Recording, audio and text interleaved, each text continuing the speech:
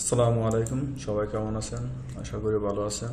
আজকে আমরা দেখব ইবিজিপি কিভাবে কনফিগার করতে হয়। ইবিজিপি বলতে external BGP, external gateway protocol, সেটা কিভাবে ইউজ করতে হয়। তো এক্সটার্নাল গেটওয়ে প্রোটোকল কেন ইউজ করতে হয় সেটা আমরা যখন দেখব, আমরা আপনাদের আগের অংশে আমরা বলেছিলাম, বা প্রথম পার্টে আমরা বলেছিলাম যে বিজিপি কেন কনফিগার করতে হয় এবং কীভাবে কনফিগার করতে হয়। আজকে আমরা এক্সটার্নালে বলবো এ কারণে যে আমরা যদি দেখেন, আমরা এই যে ঢাকা 10, এটা ঢাকা জোন, এটা গাজীপুর জোন, এখানে আমাদের অটোনমাস সিস্টেম হচ্ছে 20, এখানে আমার অটোনমাস সিস্টেম হচ্ছে 30। তো দুটা ভিন্ন অটোনমাস সিস্টেমের সাথে আমাদের কীভাবে কমিউনিকেট করবে সেই বিষয়টাই আজকে আমরা আলোচনা করব। আর এই বিষয়টা হচ্ছে এক্সটার্নাল বিজিপি, কীভাবে বিজিপি। তা আমরা দুটা ভিন্ন অটোনমাস সিস্টেমের মধ্যে কীভাবে কমিউনিকেট করতে হয় সেটা আজকে আমরা কনফিগার করব। তা বিজিপি কীভাবে কনফিগার করতে হয় এবং বিজিপি কি আগের ক্লাসে আমরা বলেছি। তো আজকে আমরা আর কথা ওদিকে না বাড়িয়ে আমরা সরাসরি চলে যাচ্ছি বিজিপিতে কীভাবে কনফিগারেশন আমরা চলে যাচ্ছি।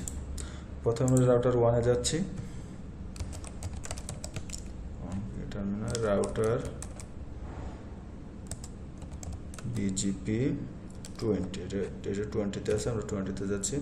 আমরা নেটওয়ার্ক অ্যাড করে নিচ্ছি 10.10.10.10.0। আর একটা নেটওয়ার্ক আছে আমাদের 192.168.1.0। এখন আমরা নেইবার অ্যাড করব। নেইবার আমাদের কত আছে 110.10.10.2। তার রিমোট অ্যাক্সেসটা আমাদের লাগবে, রিমোট অটোনমাস সিস্টেম হচ্ছে 30 বলতে আমাদের এই রাউটারে অটোনমাস সিস্টেমটা আমি অ্যাড করে দিচ্ছি। এবার আমরা রাউটার 2-তে কাজ করব।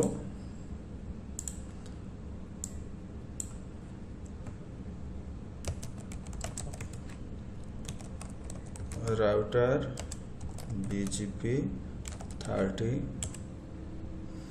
নেটওয়ার্ক অ্যাড করে নিচ্ছি 10.10.10.0 এবং আমাদের আরেকটা নেটওয়ার্ক আছে 192.168.2.0। এখন আমরা নেইবার অ্যাড করি। নেইবার কত হচ্ছে 10.10.10.1। তার রিমোট অটোনমাস সিস্টেমটা কত 20। আমাদের কাজ মোটামুটি শেষ। এখন আমরা যদি চেক করি যে শো প্রোটোকল যদি আমরা দিই, আমরা প্রোটোকল এখানে কি দেখছি, আমরা যদি দেখি শো বিজিপি স্ট্যাটাস,